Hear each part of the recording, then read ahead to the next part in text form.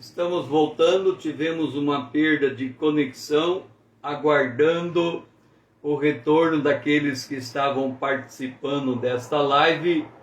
Enquanto isso, Rodrigo, seja bem-vindo de novo. Tive a perda de novo de conexão, mas estamos retornando. E aqui eu estou dando a minha própria experiência para mostrar o significado de ser tratado por Deus nos moldes que nós estamos vendo Deus tratando a igreja de Tiatira.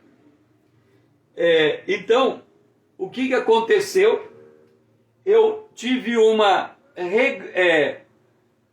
um retrocesso espiritual que durou 7 anos, né? 85, 5, 7 anos. Eu tive um retrocesso espiritual que durou 7 anos e só terminou quando eu, entrando em São Paulo e olhando o prédio com o número 888, eu vi que ali estava o marco que Deus voltaria a me levantar. Talvez muita gente diz assim, Miki, bom que você voltou. Muita gente diz assim, César, como é que você pode, se Deus é amor, como é que você pode falar que a sua vida teve um retrocesso espiritual que durou 7 anos? Entenda, nós somos, a igreja é uma obra do Espírito Santo. Ela não é obra de homem. Quando nós vamos a um culto, temos um homem pregando a palavra para nós. Mas ele não é um homem pregando. O Espírito de Deus usa a boca do pregador por meio da palavra de Deus para falar ao nosso coração, quando o pregador instrui a palavra de Deus. Quando o pregador não transmite a palavra de Deus, mas ele fala mandamentos humanos aprendidos de cor, quem está do lado de cá não recebe. Então, é Deus quem trata com sua igreja. É Jesus Cristo que edifica a sua igreja. Como eu entrei na briga de uma igreja, e essa briga terminou numa divisão, Deus tratou comigo. Agora vem a pergunta, por que Deus tratou comigo? Olha o que está escrito em 1 Pedro, capítulo 4, versículo 17. Abre a sua Bíblia junto comigo. Vamos ler esse texto para entender a igreja de Tiatira. Diz assim, porque a ocasião de começar o juízo pela casa de Deus é chegada. Ora, se primeiro vem por nós, qual será o fim daqueles que não obedecem ao Evangelho de Deus? Entenda uma coisa. A igreja, quando terminar o período dela e ela for ressurreta e arrebatada, não haverá juízo para com a igreja.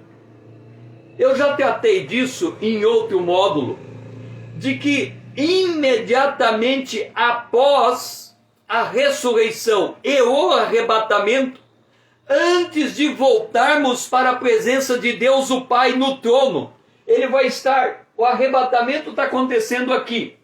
O Pai está no trono. Antes de nós voltarmos para o trono do Pai, nós vamos receber os galardões. Por que é que depois do arrebatamento, nós vamos receber os galardões? Os galardões. Porque a igreja de Jesus Cristo na face da terra é tratada por Jesus Cristo enquanto ela está viva na terra. César, como é que você me diz uma coisa como esta? Hebreus capítulo 12. Qual o pai que não corrige ao filho que ama? Se ele não corrigir, não é filho, é bastardo. O que vai acontecer com o bastardo? Está aqui. Os que não obedecem o evangelho vão ter outro tratamento. Você quer saber qual é o tratamento que quem não obedece, ou é bastardo, ou não é filho de Deus, vai ter? Abra a sua Bíblia em 2 Tessalonicenses, no capítulo de número 2 Tessalonicenses, no capítulo de número 1.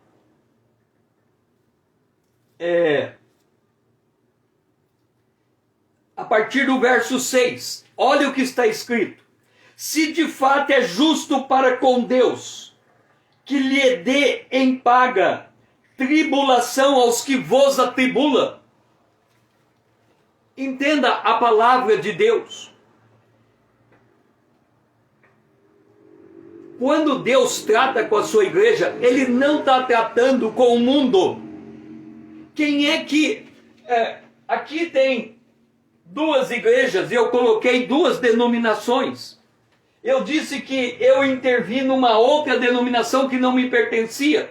E o resultado daquela situação foi uma divisão. E por conta da divisão, Deus fez eu regredir espiritualmente 7 anos. Agora,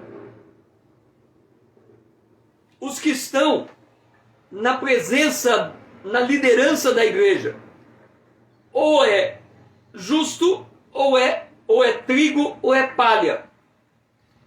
Mas está dentro da igreja. Nós podemos ter um culto que sobe um trigo e fala sobre uma palha e fala no mesmo culto, no mesmo ambiente. E estes que são palhas, eles perturbam aqueles que são trigos, mas tem que ter discernimento, tem que ter olhos como chama de fogo para discernir. Agora, observa. A vós outros, que sois atribulados, eu tive que regredir 7 anos na minha vida com Deus. Alívio juntamente conosco, quando do céu se manifestar o Senhor Jesus com os anjos do seu poder. Porque quando o Senhor manifestar, nós seremos arrebatados em vida. Agora, olha o que acontece com os que ficam em chama de fogo. Lembra que aqui ele tem olhos de chama de fogo? Em chama de fogo, tomando vingança contra os que não conhecem a Deus e contra os que não obedecem ao Evangelho de nosso Senhor Jesus Cristo. Entenda uma coisa. Jesus edifica a sua igreja e ele tem o mundo inteiro, o planeta Terra, para mover as suas peças. Ele moveu, no período final da Idade Média, os muçulmanos contra a Europa. Ele abriu esse caminho. Assim como no Antigo Testamento, Deus mandou o império da Assíria atacar atacar Israel e espalhar com as 10 tribos, e não temos mais notícia delas. Depois Deus moveu a Babilônia para corrigir Judá e levar Judá cativo a Babilônia por 70 anos. Depois ele trouxe Israel de volta pela mão do rei Ciro. Mas como só uma parte de Israel voltou, Deus multiplicou o castigo sobre Israel, que perdurou até 1948, quando Israel se tornou nação. Da mesma maneira, Deus trouxe os muçulmanos para tratar com os cristãos na Europa. Da mesma maneira, Ele está trazendo a pandemia para tratar com sua igreja hoje.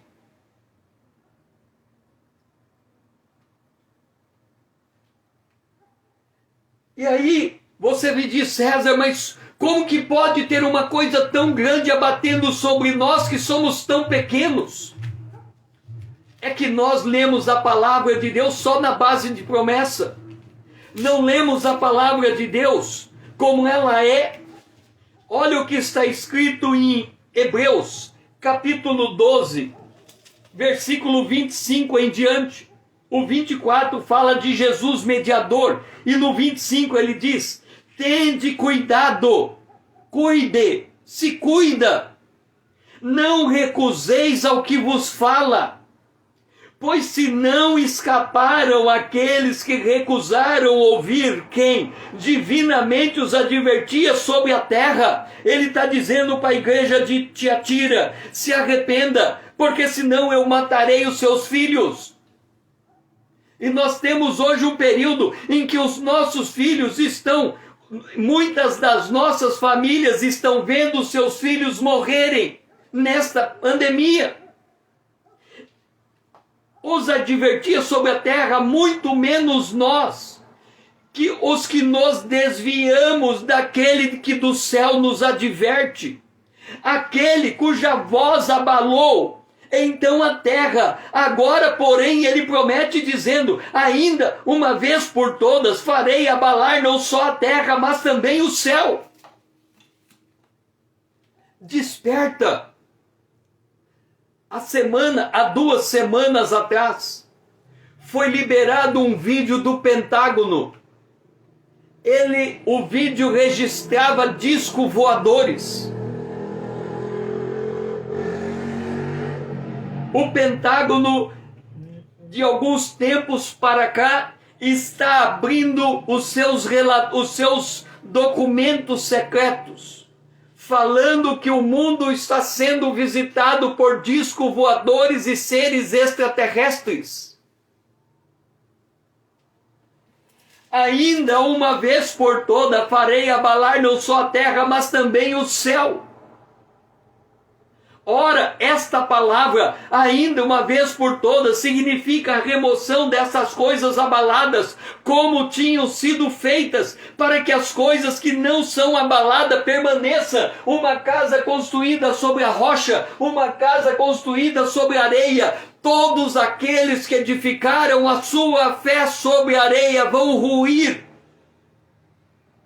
Não vão suportar o impacto dos últimos dias, assim como a igreja de Tiatira não suportou o impacto daquele período quando houve uma guerra e uma invasão contra a Europa.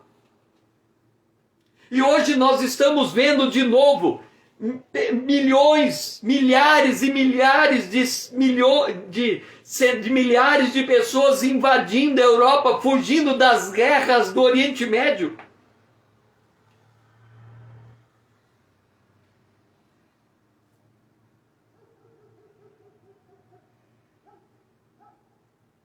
As cruzadas fizeram aprofundar a divisão entre o cristianismo, porque a máquina de guerra promovida pelas cruzadas, do ponto de vista espiritual, foi urdida nas profundezas de Satanás. Uma conjunção de desenvolvimento da sinagoga e do trono maligno em detrimento à mensagem do Evangelho. É por isso que nós lemos em Apocalipse capítulo 2, quando o Senhor diz: digo todavia a vós outros, e aos demais de Tiatira, e a tantos quanto não têm essa doutrina, e que não conheceram, como eles dizem, as coisas profundas de Satanás, outra carga não jogarei sobre vós. Quando o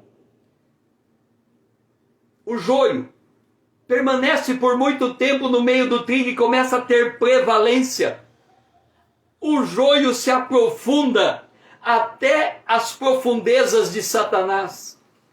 E ali eles criaram a doutrina das cruzadas para avançar contra Jerusalém, para tentar proteger Jerusalém. Certa feita, Pedro entendeu que a luta armada era o meio de livrar Cristo da cruz. E ele, num ato de arroubo, ousou ferir um soldado com a espada, E o Senhor disse imediatamente, e o Senhor imediatamente curou o soldado, exortando os seus apóstolos, dizendo: mete a tua espada na bainha, não beberei eu o cálice que o meu pai me deu? Aqui está a fidelidade do povo de Deus. Ele não tenta se defender com poderes humanos, nem pela manipulação das coisas na gestão de uma igreja, e muito menos pelo braço da política na terra. Ele tem que se abster da espada. Quem quiser ganhar a sua vida, perdê-la-á. E quem perder a sua vida por amor de mim, a ganhará. E aí nós chegamos à igreja de Sardes. Compromisso e alegria.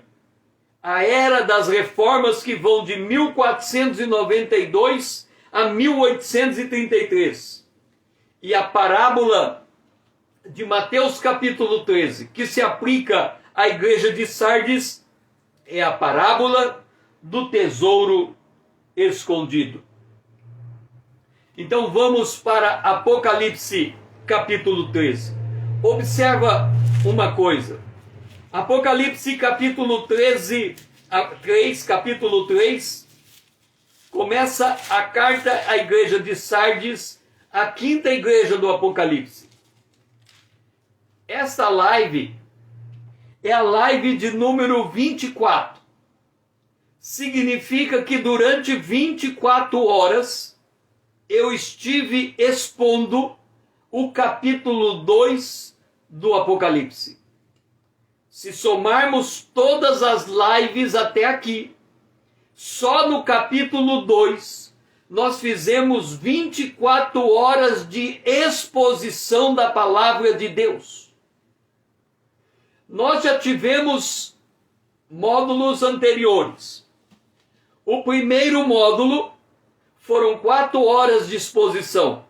O segundo módulo, 4 horas de exposição. O terceiro, 4. O terceiro módulo me parece que foram 3 horas de exposição. O quarto módulo foram 4 horas de exposição. O quinto, 4 horas. O sexto, se eu não me engano, foram 9 horas de exposição. O sétimo, 4 horas. O 8, 4 horas. E este módulo, que estamos somente no capítulo 2, nós só fizemos até agora a introdução do Apocalipse, já estamos 24 horas ministrando este conteúdo. Nós estamos debulhando a palavra de Deus. Por isso que nós precisamos entender a dinâmica da coisa profética. Porque os dias que estão vindo serão dias assustadores. O que nós estamos vendo nessa pandemia não é nada comparado quando abrir os selos, quando tocar as trombetas e derramar as taças. Isto que nós estamos vendo é coisa pequena perto do que está por vir. Mas, no capítulo 3, nós começamos a carta à igreja de Sardes. Ao anjo da igreja de Sardes escreve: agora, Jesus se apresenta como aquele que tem os 7 Espíritos de Deus e as 7 estrelas. O que significa ele ter as 7 estrelas? Significa que ele vai trazer para debaixo do seu braço a liderança do povo de Deus. Porque as estrelas representam os anjos da igreja, das igrejas. E nós vemos isso no Apocalipse capítulo 1. Então ele está trazendo para debaixo dos seus braços, Rita, seja bem-vinda. Ele está trazendo para debaixo dos seus braços, no ano de 1492 ao ano de 1833, a liderança cristã. E ele vai fazer isso com os 7 Espíritos de Deus. Significa que ele vai derramar um avivamento nesse período da história. Lembra de Abacuque? Abacuque é o livro da Bíblia mais contemporâneo que existe. Por quê? Vamos ler o livro de Abacuque e vamos ver se aquilo que está escrito no livro de Abacuque não está escrito nos jornais. Não lemos nos jornais todos os dias. Abacuque capítulo 1, acompanhe comigo. Até quando, Senhor, clamarei eu, e tu não me escutarás? Gritar-te-ei violência e não me salvarás? Porque me mostras a iniquidade e me fazes ver a opressão? Pois a destruição e a violência estão diante de mim. Há contendas e o litígio se suscita. Agora, olha se isso aqui não está no jornal de hoje. Se não estamos lendo isso em todos os jornais no Brasil. Por esta causa, a lei se afrouxa e a justiça nunca se manifesta, porque o perverso cerca o justo e a justiça é torcida. A justiça é torcida. Nós vemos uma operação na magnitude dessa que tivemos nos últimos tempos. A maior operação da justiça de todos os tempos, de todas as eras, que resultou em nada. Virou um traque, desapareceu. Quem estava preso ficou livre, não tem mais nada. A justiça foi torcida. E é nesta carta de Abacuque que ele vem ao final, no capítulo 3, no penúltimo capítulo, e ele vem e ele diz,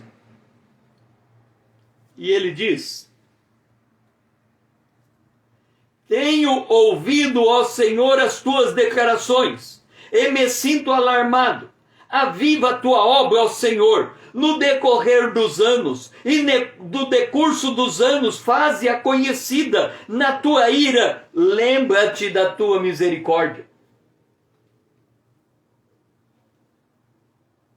Nós terminamos a idade das trevas. Nós terminamos 1000 anos de história. Nós terminamos o período mais negro da história. E agora vem a resposta à oração de Abacuque. Aviva, Senhor, a tua obra. E ele vai levantar Lutero. E ele vai levantar Calvino. E ele vai levantar os reformadores. E aquilo vai criar uma distensão nesse mundo de trevas que se cobriu a igreja do Senhor. Este é aquele que diz, e nesse cenário, ele fala que quem está na igreja de Sardes tem o nome que vive, mas está morto. Entenda. Se um homem aceitar Jesus como Salvador, e ele for batizado nas águas, e ele se casar com uma mulher que aceitou Jesus como Salvador, e ela for batizada nas águas, e os dois tiverem um filho, e esse filho se batizar nas águas, porque os seus pais batizaram, ele tem nome quem vive, mas ele está morto. Porque Deus não tem neto. Deus só tem filho. Deus só é filho de Deus quem recebe Jesus como Salvador. Deus não tem neto.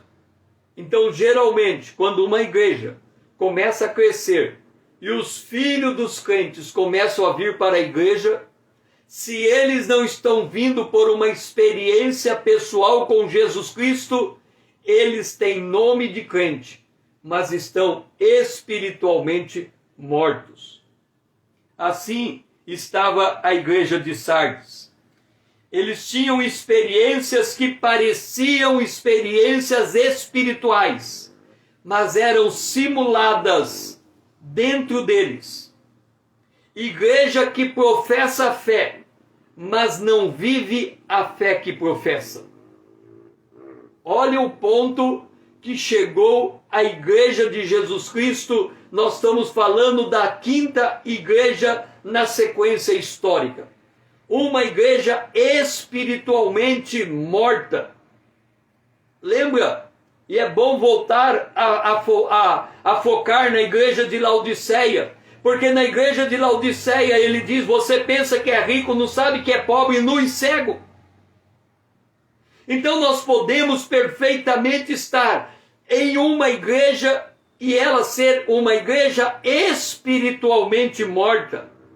Ela tem todos os requisitos de uma igreja. Ela tem a pregação que uma igreja tem, ela tem a Bíblia que uma igreja tem, ela tem uma evangelização que uma igreja tem, ela tem o batismo que uma igreja tem, ela tem a ceia que uma igreja tem, mas os seus membros não têm uma experiência pessoal de novo nascimento com Jesus Cristo. A esta igreja, o Senhor repreende a ela dizendo que as suas obras são imperfeitas e que ela está espiritualmente morta. E ele elogia alguns dentro da igreja que permanecem fiéis e têm um bom nome. E ali vem a promessa para esta igreja.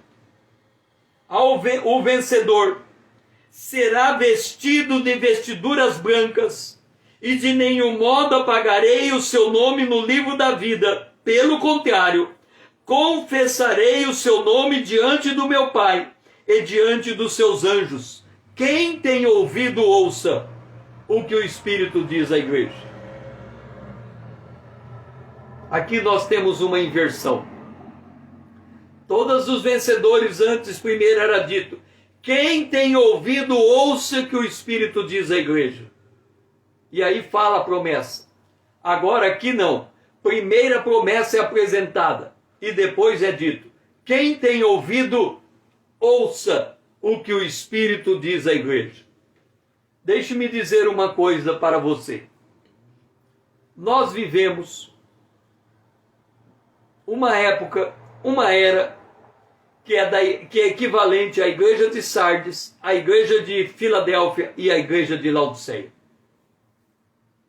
Nós vamos ver depois a parábola do tesouro escondido, porque hoje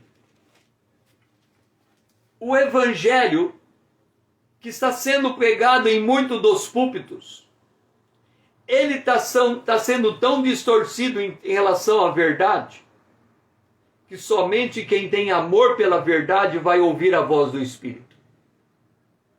De novo, o evangelho em muitos lugares está sendo torcido de tal maneira que hoje somente quem ouve a verdade terá a condição de ouvir a voz do Espírito por discernir a verdade em primeiro lugar. Amanhã, às 20 horas, nós vamos dar continuidade a essa live falando da igreja de Sardes. E eu chamo você a continuar comigo, se o Senhor nos permitir, retornando amanhã às 20 horas em ponto. Se você ainda não me segue no Instagram e nem ali no YouTube, venha me seguir. Vamos ajudar a tornar essa conta uma conta relevante, para que essa verdade possa se difundir e espalhar. Ajude-me mandando esse vídeo para os seus amigos. Me ajude a despertar o povo de Deus nessa última hora. Nós precisamos de um povo de Deus comprometido com a sua palavra, para ter a capacidade, a condição de ouvir a voz do Espírito. Foi muito bom ter você aqui junto comigo esta noite. Eu fico feliz e quero que você tenha um restante de dia abençoado na presença de Deus e que o Senhor seja louvado.